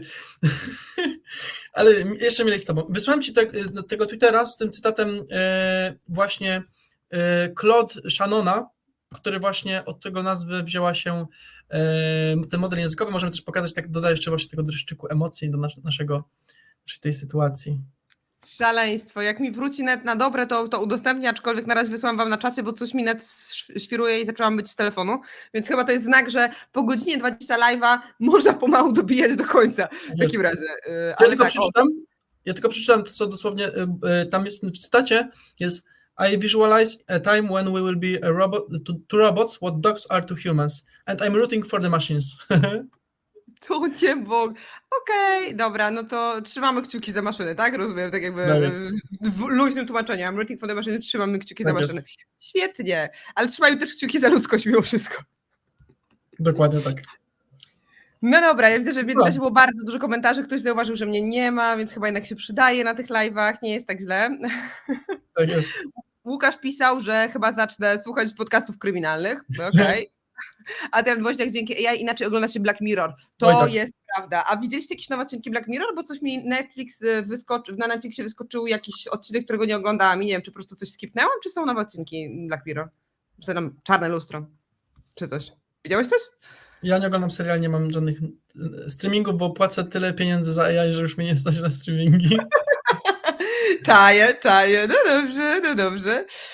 No dobra, dajcie znać, czy macie jeszcze jakieś pytania, bo tutaj bardzo dużo piszecie na czacie, co jest mega fajne, ale jak macie jeszcze jakieś pytania, to śmiało, póki mamy neta, to będziemy na te Ale pytania ostatnie 3 odpowiadać. minuty. Słuchajcie, jutro o 8 rano szkole, to trzeba się wyspać. Trzeba się Dla wyspać. bardzo ważnej firmy, dla bardzo dużej firmy, nie będziemy mówili Tak kto, jest. no bo przecież nie mówimy. A Elisa coś pisała, że w Szwajcarii bardzo się oburzyli na ten temat i odmówili. W sensie na temat, Ale- to chyba było jeszcze o albo dochodzie podstawowym, albo coś, więc ciekawa jestem. A no, ale to znaczy, że ten temat dochodu podstawowego po prostu jest fajny. Dobra, Muri nam pisze, życzę wam dużych zasięgów. Dzisiaj delektuję się waszą atencją na czacie, ale jak będziecie mieli ponad 10 000 subskrybentów, to proporcje się zmienią.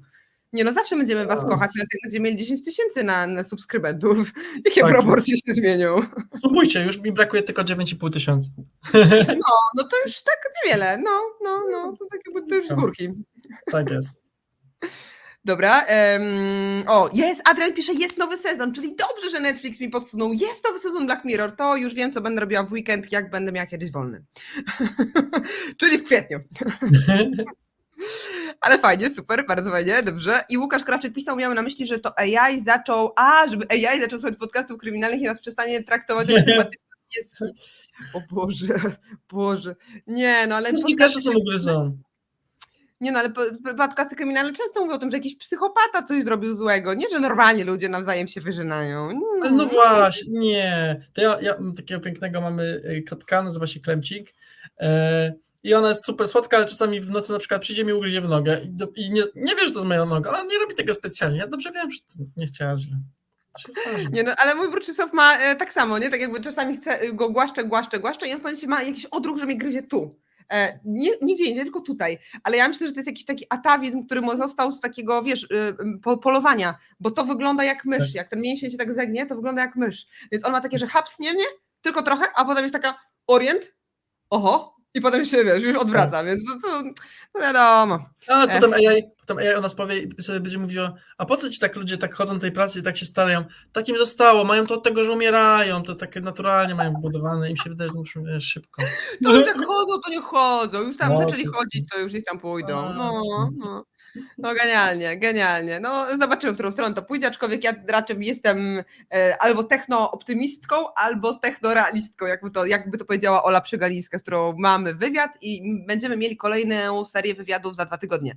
Więc w ogóle też od razu zachęcam, Polecamy. żeby bardziej wejść na kanał Anna Propos, to żeby zobaczyć tenże wywiad, bo będzie niesamowity. I będzie z tego, co widziałem, też na Mobile Trend się. O, tak, będzie, jest tam w kapitule, tak, jak najbardziej. Warto. No to a propos, jak jesteśmy na Mobile Trendsa, to jeszcze raz przypominamy o zniżce na Mobile Trends, zniżka na konferencję, na hasło Gemini 15, specjalnie od Roberta Rachwała, pozdrawiamy Roberta, oznaczymy go w komentarzu również, pozdrawiamy. Wpadajcie, będzie mega fajna konferencja, już za 2 tygodnie, więc jest szansa zobaczyć się na żywo, a i może uda się coś tam nagrać, może, zobaczymy, bo to w czwartek, więc może akurat jeszcze uda się coś tam nagrać na miejscu. Także dawajcie znać, czy wpadacie. I mówiłam wam wcześniej też o warsztatach z promptowania, to już też wysyłam wam jeszcze raz linka na czacie dla tych, którzy może w trakcie dołączyli, to jak najbardziej jeszcze wrzucam link, bo warsztat z kolei już za tydzień, więc też już tak dość niedługo, więc jeżeli ktoś z was chce się nauczyć pisania promptów do czata GPT, to śmiało po prostu wbijajcie na stronkę warsztatu z promptowania, wbijajcie, czytajcie opinie, czytajcie, czy to będzie fajne, co zyskacie dzięki szkoleniu i mam nadzieję, że się zapiszecie, że do nas dołączycie. Już mamy tam prawie 10 osób, więc w zasadzie zostało już tylko 10 miejsc, bo to ma być jakoś 20 max, więc tak mniej więcej jesteśmy w połowie, ale im szybciej, tym lepiej. Polecamy bardzo. I oczywiście niezmiennie też przypominamy, jakby ktoś chciał nauczyć swoich programistów, jak wydajniejszymi być, to na jakubkroll.pl możecie też sobie wbić, napisać do mnie, takie szkolenia prowadzę. Dzisiaj prowadziłem, jutro będę prowadził również. I oczywiście jak ktoś chce porozmawiać o tym, jak swoją organizację usprawnić, używając sztucznej inteligencji, to również się bardzo polecam. Ta sama strona możecie do mnie napisać na LinkedInie, bardzo zachęcam. A jak ktoś chce, oczywiście to też zachęcamy, żeby podejść do nas właśnie na Mobile Trendzie w Krakowie 21-22 marca. Będzie można zbić pionę, pogadać. Super Tak, będzie. tak. Ale żeby nie było, my nie będziemy w parze chodzić cały czas, tak jak trzeba nas szukać po konferencji. Każdy na Tak. swojej scenie Szukać. najprawdopodobniej, chyba że wylądujemy jednak razem na scenie AI, to tego samego dnia będziemy. Ale we will Tak jest. see. Zobaczymy. Najlepiej być na całej konferencji. Polecam. No dokładnie, ja też tak myślę. Robert tam z ekipą się bardzo postarał, agenda jest naprawdę napakowana i tam z tego co pamiętam, to było bardzo dużo zgłoszeń na różne ścieżki, no ale tak jak w ogóle w tym roku było bardzo dużo zgłoszeń w związku z tematyką AI, no i mieli z czego wybierać. Naprawdę widać, że to jest trend i są różne podejścia, różne prelekcje, no myślę, że na pewno warto. A ja będę gadała o awatarze AI, który teraz buduję z Kubą, więc tam będzie taki mini case study, będę mówiła o tym, jak ten awatar AI i na bank za 2 tygodnie go jeszcze nie skończymy, ale będzie pokazany proces, co zrobić, żeby taki awatar AI stworzyć, jakie są zagrożenia, jakie są wady, jakie są zalety i do czego nas to może doprowadzić, więc będzie tak bardzo konkretnie, bardzo case'owo. A ty w ogóle, Kuba, o czym będziesz mówił na swojej prezentacji? Mówiłeś, że dużo było zgłoszeń i widać, że to jest trend i właśnie podoba mi się, że użyłeś słowo trend, a nie hype. Ja właśnie będę o tym mówił, jak wdrożyć AI w organizacji, żeby przyniosło to pożytek, a nie tylko lecieć na samym hypie. Myślę, że fajna rzecz, bo zresztą jak często o tym rozmawiamy w kuluarach, dużo organizacji przychodzi i nie wiedzą, czego chcą, tylko słyszeli, że AI jest fajne, a to trzeba robić z głową i o tym będę mówił. Nice, no to sama chętnie przyjdę pooglądać tą prezentację. Zapraszam. Brzmi ciekawy. No dobrze, To co, to co, dajcie kończymy? nam znać. Chyba tak, dajcie. Pół do 11 to już jest jakieś przegięcie. Zapraszamy, Chcę ci tak. tylko przypomnieć, że w zeszłym tygodniu było tak samo. Tak? I to było do tego stopnia, że miałam jeszcze pójść do Żabki po wodę z hotelu i nie poszłam do tej Żabki po wodę, bo już bałam się o 23 iść, w zasadzie bałam się, że nie zdążę, nie, że bałam się, tylko bałam się, że i tak dojdę i pocałuję klamkę, więc po prostu piłam kranówę. Ja to zrobiłem przed naszym live'em, widzisz, ja to się przygotowałem. Nauczony doświadczeniem, tak, że być może się przedłuży. No dobra, czaję. No dobra, dajcie znać, czy macie jeszcze jakieś komentarze. O, Karol pisze propsy, dobrze, fajnie, że z nami jesteś, Karol. Dobra, super, w ogóle ja widzę, że nadal jest z nami ponad 30 osób, mimo że to już schodzimy pomału z energii, ale jest z nami jeszcze 30 osób, także dajcie znać jakieś ostatnie pytanka. Ostatnie pytanie, jest z nami jeszcze Karol, tak mi się wyświetla, Adrian, Eliza, Łukasz. Ktoś wcześniej pytał, co używacie do streamowania? StreamYard, przynajmniej na razie, może będziemy zmieniać, ale na razie StreamYard się sprawdza, więc używamy StreamYarda. Polecam, wyślę wam na czacie linka, gdzie możecie mieć $10 zniżki. O, jakby ktoś chciał robić też takie piękne live'y. Dobry plan. Trochę cię zacina chyba, Aniu. Internet. Move nice. Nice. No dobra, to teraz co? Również. Standardowe pytanie. Kuba, czy masz jakąś złotą myśl na koniec dzisiejszego live'a? Czy chciałbyś coś przekazać naszym słuchaczom? Skoro sztuczna inteligencja i tak nas wszystkich zastąpi i będziemy dla niej jak pieski, będziemy mogli robić co chcemy z dochodem podstawowym, szukajcie pasji w swoim życiu, a niezależnie od tego, czy będzie praca, czy nie, będziecie szczęśliwi. O, no będzie coraz lepsze ci wychodzą te pytania. Ja zadawałam je aż w końcu nam to wejdzie w nawyk i widzę, że weszło nam w nawyk. Ja zadaję pytania, ty kreatywnie z kapelusza wyciągasz przepiękne myśli. Dobrze. Okej, dobra, to co, kończymy na dzisiaj w takim razie. Było bardzo energicznie, było bardzo dużo newsów. Na kolejnym live'ie, właśnie od razu może zapowiemy, będziemy mówili o GPT Teams najprawdopodobniej i jeżeli będą jeszcze jakieś newsy, to pewnie coś jeszcze tam się znajdzie ciekawego, więc tak, będziemy jeszcze mówili. Dobra, to co, to tyle na dzisiaj. Dzięki wam wielkie. Nie mówmy, co będzie. Jeszcze raz? Teraz ja cię nie usłyszałam. Ale zacina. Mówię, że nie mówmy, co będzie, bo pomyślą sobie wszyscy, że my kreujemy te newsy po prostu już tydzień do przodu i już wiemy, co się będzie działo. Kolejna teoria spiskowa. My w zasadzie wiemy, że AGI już przyszło, ale wam jeszcze nie powiemy. Powiemy, jak przyjdzie. Bo mamy taką szklaną kulę, z której wróżymy i w sumie to już wiemy, jaki będzie następny news, ale no przyjdzie czas i pora, że to powiemy. Dokładnie tak. Dobra, chyba pora kończyć, bo już się wszystko zacina. Tak. Dzięki wielkie, Kuba. Trzymajcie się ciepło, dziękujemy wam za udział, dziękujemy za wszystkie lajki, komentarze i suby. Trzymajcie się, cześć.